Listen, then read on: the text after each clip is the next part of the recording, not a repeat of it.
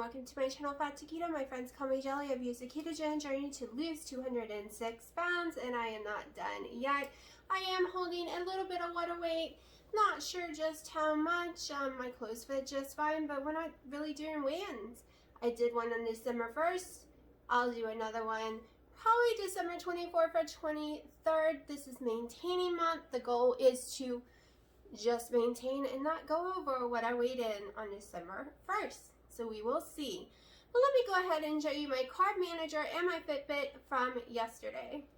Here's the carb manager app for yesterday. I had 14 net carbs, 54 total, 100 fat grams, 124 protein, 1465 calories. That's a win for me on every front. My Fitbit was 7,289 steps. I'll take it because I've been really busy and not able to work out properly for the last month.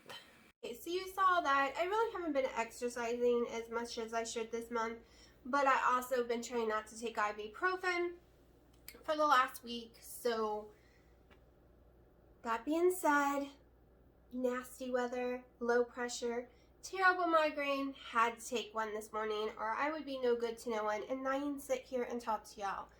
I am perfectly fine now. It is hours later. It is almost 1 o'clock. Having my first collagen coffee.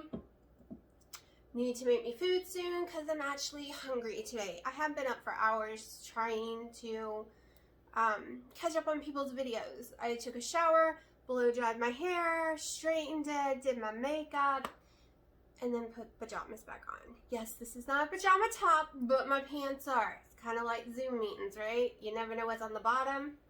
So I'm like, it's raining. I probably won't go anywhere. Did put my pajama top on, which I got back in October, I think, or maybe August, but somewhere, and it's huge on me now. So I'm like, okay, we're just gonna grab a small shirt out of the closet instead and go with it. Yeah, you get to see my PJs. I just feel more comfortable sitting like this a lot. It's kind of weird because I always did like sitting like this as a kid, and Indians, well, let me not say that word because some people think it's a racist word. So applesauce, crisscross applesauce, something like that is what the kids call it nowadays. I have tons of Native American blood in me, so when I say certain words, it doesn't even faze me. But other people look at me and they're like, "Oh, she's a white girl."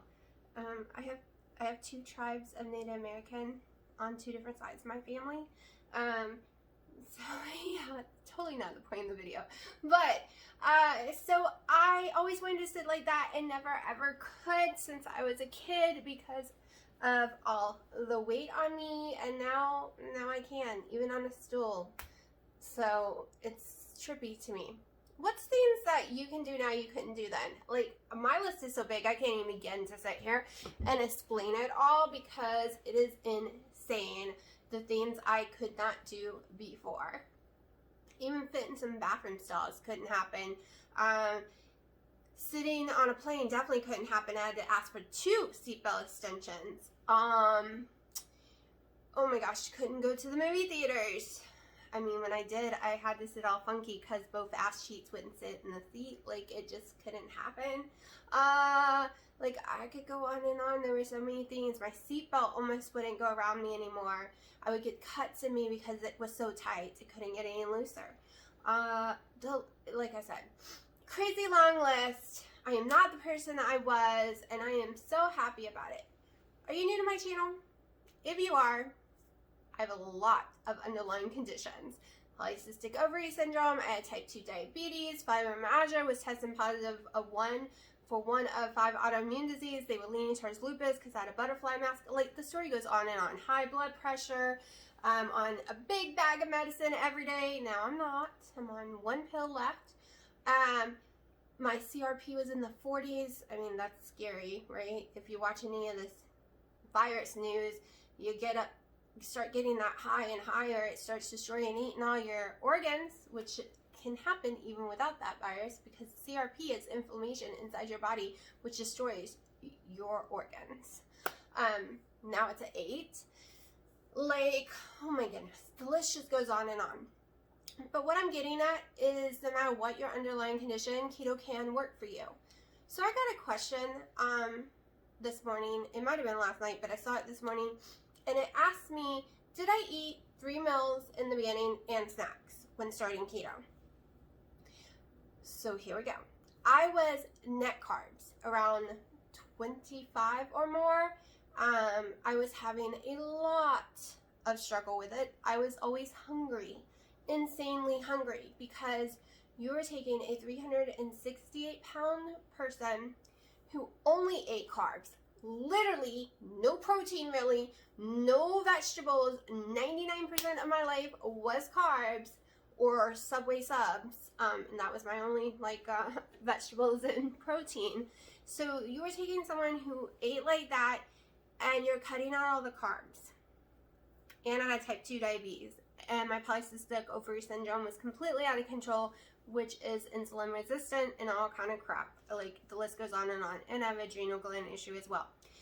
So I didn't think I was going to make it on keto. I'm going to be honest. I watched so many YouTubers, especially Keto Connect, and some other ones, and I was starving all the time at first, and I was stupid because I have an adrenal gland issue, and I shouldn't be working out. And in the beginning, I got a trainer. While I had the trainer, I didn't lose weight. I actually gained weight, and it wasn't muscle either. My sizes were going up, but the inflammation on my body was getting horribly bad because I was so ill. I should not have started working out. And that only lasted for like 2-3 months. And my rheumatologist made me get rid of her. So I was eating 3+ meals a day. Not very big ones, because even then I still didn't have a stretched out stomach. I couldn't fit a lot of food in my stomach without throwing up. My heartburn was always out of control. And I would snack. And in the middle of the night, I would wake up and eat cheese. I had so much beef sticks and so much cheese. I was going through bags of cheese constantly. For over 6+ months. And then I lowered my calorie count because I was between 3,000 and 5,000 calories a day. And yes, I was able to lose 60-something pounds during that time on 5,000 to 3,000 a day calories. When I gained on my weight, being under 1,000, but I had polycystic ovary syndrome and type 2 diabetes. I was getting fat from the carbs. You get fat from eating carbs and fat together.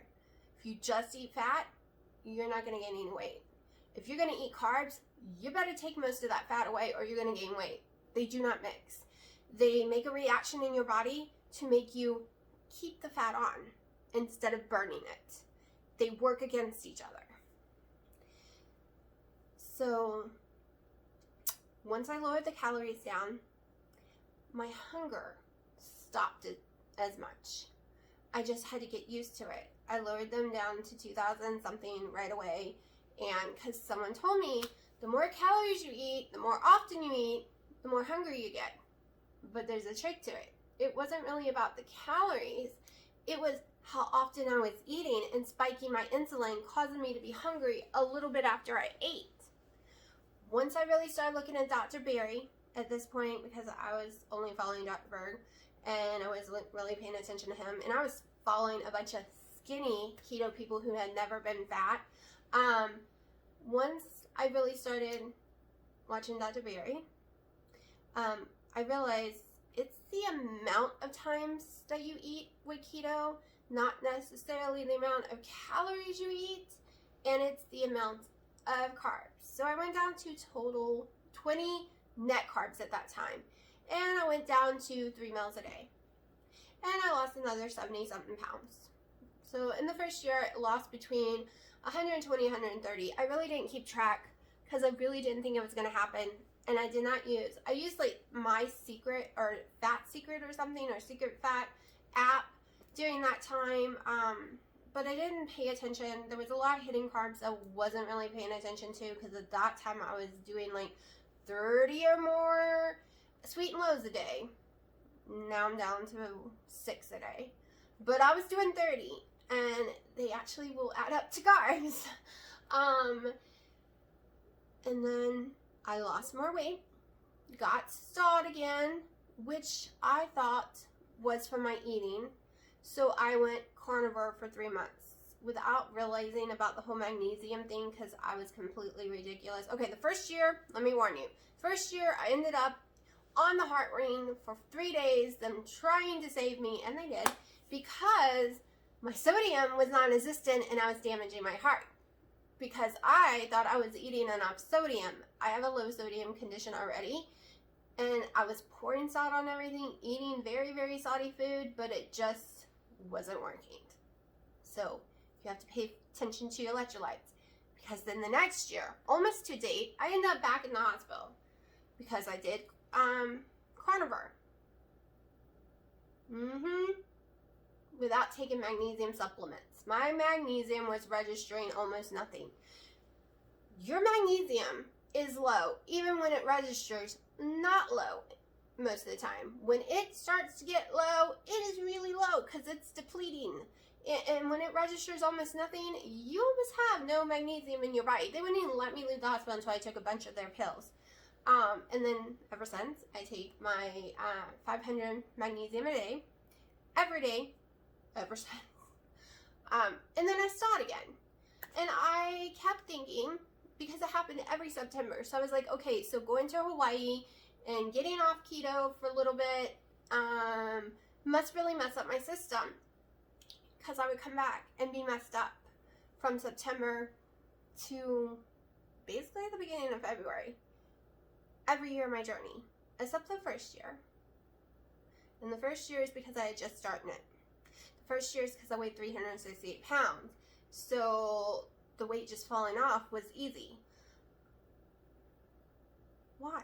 Why did that keep happening every year? Was it really going to Hawaii messing me up? And then I was like, wait, I go to Hawaii in January. I eat what I want. I'm there for over a month. I come back and the weight melts off me for the next big stretch. Why? Why is this happening? I went back. I looked at everything. I did tons more research. It was the ibuprofen. I take 800 milligrams of ibuprofen starting in the beginning of September usually, and I usually have to take them all the way until January. And I'm taking 3 or 4 of those pills a day. It is because my fibromyalgia and my migraines start flaring up beyond belief come September to January timeframe. It kicks me. It stalls me. It causes me not to pee a lot. It hasn't damaged my kidneys. I've been on it since I was 13. But it causes issues with weight. And I finally figured that out this year and was able to accept it. And that is why this month I am doing net carbs of 20. I am doing whatever calories I feel like it. If I go over that 1700, who cares? Because calories don't mean nothing in this body. I can eat calories. We are not trying to lose weight this month. We are just seeing what happens when I eat carb quick every day. We're seeing what happens when I have monk fruit every day and keto treats and different things. Tons of sandwich meat, which I have always gone up in weight on usually. So, we will see what happens. I can tell you so far, I weigh less than I did on December 1st. It's not a new low. I'll be screaming if I ever see a new low. You'll know it. I won't even wait, and I'll tell you. But I can tell you that the new sour cream and cream cheese so far has not affected me. I'm going to go buy more of it, though, and try it for another week just to make sure. I don't know if I can lose weight on it, but I know it doesn't hurt my stomach and it doesn't make me go up in weight, which is a victory. I also know that 4-5-0-5 pork rinds doesn't make me go up in weight. And all the others do. I have a little heartburn today. You can start hearing it in my voice. I know I can have skinny syrups, like bottles of it, and not go up in weight. Now, have I been taking my ketones and stuff? Nope.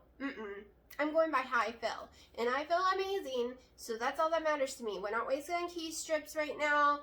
Also, if you saw me eat that grilled cheese yesterday, I didn't.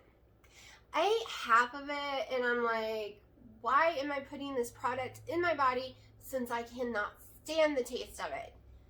So I threw the bread away and cut up the meat and gave it to my cat, who absolutely loved that roast beef and chicken. But I had lost my appetite so bad eating that bread because I just don't like it anymore. I have not found a keto bread or wrap that I like the taste of. To me, they're all bitter, no matter what I add to it. I like the Aldi bread in my dressing, southern dressing. It's just fine. It tastes fine in there because it's all mixed up with all kind of stuff and, you know, got all those juices going. But even grilled cheese in it, I don't like it anymore. I should have made a chaffle. So the moral of the story of this is, yeah, in the beginning, I ate whenever I was hungry. Tons of cheese, tons of beef sticks, tons of sandwich meat. I kept some cucumbers on hand. I did some pickles. I just needed to get my body used to things. Once I lowered my calories, I wasn't so hungry. And yes, when I first raised my calories up, because I have a hard time eating. So my calories during the summer, a lot of days, was 800, 900. It's all, I wasn't hungry. And when I raised them up to 1200, I became more hungry. When I raised them up to 1600, I became more hungry. Now that they're between 16 and 1800, I become more hungry. I come hungry twice a day instead of once a day. Also, my protein shake was a lifesaver for hunger. The Premier protein shakes that are very dirty keto, but I can't have it. I can have it in food, but when I drink it by itself, it irritates my stomach too bad, and I'm sick all day. I know that's the evil little thing that was doing it to me. So I still have a quarter one every day or a half one. It just depends on how much I want to put in my pancakes in the morning. But I'm not drinking it. But that was a lifesaver. It helped during hunger. So add that if you're new to keto and you're trying to get through some hunger. If you don't care about it being clean, there are protein shakes out there. There are Slim Fast fat bombs if you don't care about it being clean. I'm in love with the lemon one. None of them compare. I wouldn't get the Equate ones because it tore my stomach to pieces. You might be fine with it, but I've heard other people having to run to the bathroom with them too, in pain and very sick. But some people can have it just fine. There's a lot of fake sugars I can't have without getting sick, and there's some I can have that everyone's like, oh my god, that makes me so sick, and I'm like, not me. Ruffles, Stouffer's, sugar-free candies don't do nothing to my stomach. I could eat the whole bag. So, and over time, you will hopefully develop willpower or no desire for it like I have. This house is full of keto treats, from keto Pop-Tarts I still haven't tried, from Quest bars to tons of perfect keto cookies. Now let me tell you about those perfect keto snickerdoodle protein cookies. Oh my gosh, it fits in my macros, and this is why I will probably never go back to total carbs. I have a pack of those a day, every day after dinner right now, and I'm in love with them, but they're so expensive. But the snickerdoodle ones are my favorite. I did not like them the first time I tried them because I don't like erythritol usually. And then I went back and I ate them again, and I was like, ooh, I kind of misjudged these. And they are my favorite thing now. Like, I don't have to have it, but I need more protein. I need more, like, there's certain things on my list I like to, you know, macros that I like to hit every day. And I use those cookies to help me hit those. Oh my gosh. I'm totally in love with them. But I don't overdo it, just one pack a day. Sometimes just half the pack, because it's 2 little small cookies. And I really want more. So when they go on sale again, I'm going to have to buy more. I wished I knew I liked them before the Christmas sale went out, because everything was 50% off. Oh my gosh, I would have bought a bunch of them. Because I can't pay no $34 for them. Can't happen. Even though I'm making them last, that's still a lot of money. Also, I'm a collagen freak. Like, I love perfect keto collagen. I swear it helps with my hair, my nails, my skin. Even my stylist says she can tell with my hair from... I had beautiful, long, thick hair before keto. It thinned out a lot during keto. Most people wouldn't be able to tell unless you've known me my whole life because it was extremely thick. This is thin compared to what my hair was, and tons of curls. My hair has straightened out desperately a whole lot. Like, it's no longer curly. And the magnesium, being low in magnesium, made my hair weak. And then I used a special shampoo to take green from pools out, and I was in the pool a lot 2 summers ago, and oh, my hair fell out in my hand. I was down to about this much hair all over my head, and it's finally growing back, and it's nice and thick. Of course, no curls. The curls really isn't there, but it does wave up. So, but the new growth, for some reason, ever since doing keto, new growth cannot take dye. I literally have to get it bleached. And before keto, though, new growth would take it really easily. I don't think it's keto, but everyone says that my hair is healthier, and that's why it won't take the dye, which I don't get. But that's what I was told by the salon people. So my hair is better, my skin's better, and it's supposed to help with loose skin. I've been rattling for 20 minutes, people. I can't believe I did this. So yeah, I didn't even cover the Dr. Eric Westman page 4 that I did for a year almost. I went off of it a lot, but there are some things that I'm totally stuck in my head about, like only 6 olives, only 2 tablespoons of mayonnaise a day, only 2 ounces of cheese a day. Like, some of those things just have stuck in my head, and I've continued with it. So I don't know.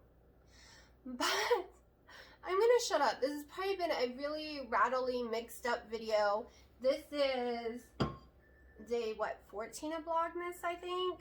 I'll show you what I eat, because I'm about to go in there and make food. So yeah, I'm charging my Fitbit right now, and it's driving me crazy because I've been without it for over an hour, and it feels weird. Okay, I'm shutting up now. Wow, I really rattled. Okay, I'm headed out to the mailbox to get my keto cart.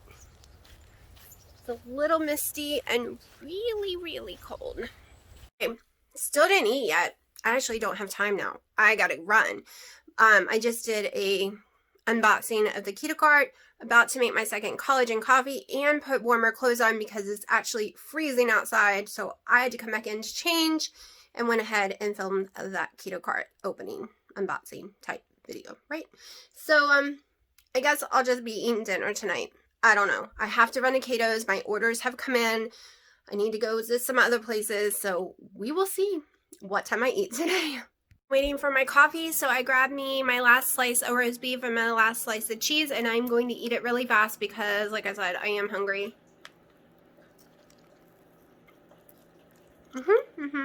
So I am headed out to Sam's, probably Sprouts, or maybe just Sam's, Walmart, and Kato's. I have packages at Kato's. I need to pick up some stuff at Sam's, and sometimes the Walmart next to Kato's, that one has the organic sour cream and cream cheese, so we will see. So I'm about to leave Sprouts. I've already been to Sam's, got my mom's stuff from there, came into Sprouts to get me some sour cream, cream cheese, and I ended up getting another pack of those Enlightened cookie dough birthday cake ones, and one of these, music. So I got me one of these because I am hungry. It is 4 o'clock. I haven't eaten today other than that little piece of roast beef and piece of cheese that you saw me eat. So yeah, I need to order this from Amazon. I can buy the pack cheaper than paying individual ones, and I keep forgetting. 7:20, this is my first actual meal of the day, and I'm starving. I hope I cooked them all the way. I cooked them 7 minutes longer than normal because I wanted them really crispy, and yeah, hungry.